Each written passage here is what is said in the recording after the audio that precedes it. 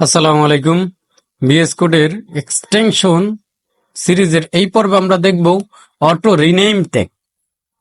অনেক সময় আমাদের রিনেম বলতে কোডের, ক্লাসের বা বিভিন্ন ট্যাগের রিনেম করতে হয়। তো সেক্ষেত্রে দেখা যায় যে স্টার্টিং ট্যাগটা নাম লিখতে হয় প্রথম, আবার এন্ডিং ট্যাগটার নামটা চেঞ্জ করতে হয়।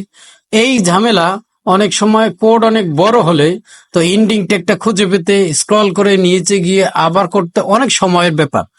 তো এই জন্য আমাদের একটা এক্সটেনশন ব্যবহার করা যাবে, সেটা হলো অটো রিনেম ট্যাগ। তো চলুন এটা আমরা কিভাবে ব্যবহার করতে পারি।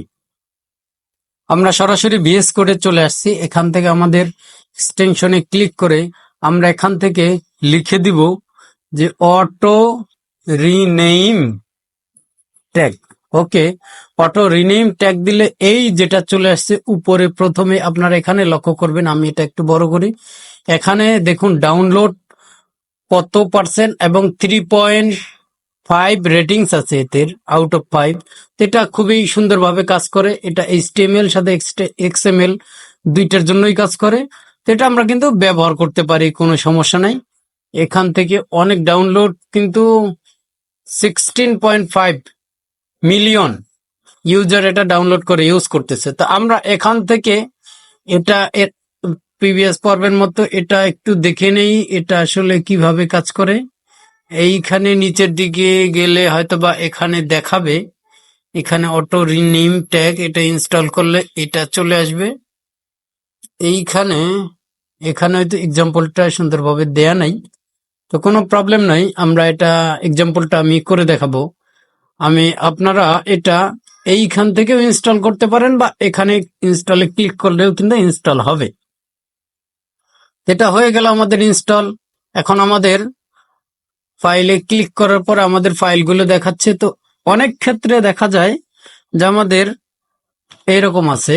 তো এইরকম অবস্থায় আমাদের কি করতে হলো, যে আমাদের এই আর্টিকেলটা, এটা শেষ তো এখানে, বাট এই আর্টিকেলটা অনেক বড়, নিচে স্ক্রল করতে করতে আমাদের মনে করেন খুব কষ্ট হয়, টাইম নষ্ট হয়।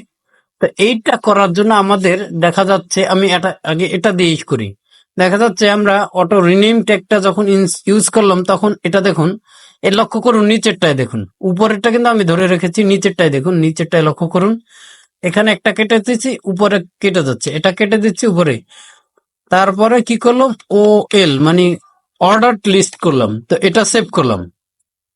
সেভ করার পরে দেখুন সুন্দরভাবে রিনেম কিন্তু হয়ে গেছে। আমাদের একটা কিন্তু আমি রিনেম করেছি, বাট দুইটাই কিন্তু আমাদের রিনেম হয়ে গেছে। আমরা আউটপুটটাও একটু দেখি। তো আমরা ব্রাউজারে চলে আসছি। আমাদের যেটা করতে হবে, এটা একটু রিফ্রেশ দিতে হবে। তো রিফ্রেশ দেওয়ার সাথে সাথে দেখুন এই যে লিস্টটা আমাদের ডটেড লিস্ট ছিল, বাট এখন কিন্তু নাম্বার লিস্ট হয়ে গেছে। এইভাবে চাইলে আমরা যে কোনো ট্যাগ, যে কোনো এলিমেন্টকে আমরা কিন্তু রিনেম করতে পারি। এটা আমাদের আর্টিকেল ছিল, আমরা এটা কি করলাম, ডিপ দিয়ে দিলাম, সরি ডিপ না ডিপ হবে, ডিপ দিয়ে রিপ্লেস করে দিলাম। দেখুন নিচেও কিন্তু ডিপ লেখা হয়ে গেছে।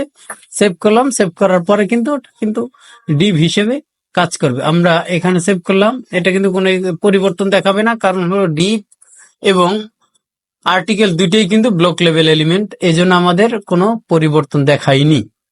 তো এইভাবে আমরা অটো রিনেম ট্যাগ এক্সটেনশনটা ইউজ করতে পারি। এটা খুবই হেল্পফুল আমাদের বিভিন্ন কাজের ক্ষেত্রে, বিশেষ করে HTML এর ক্ষেত্রে এটা খুবই হেল্পফুল।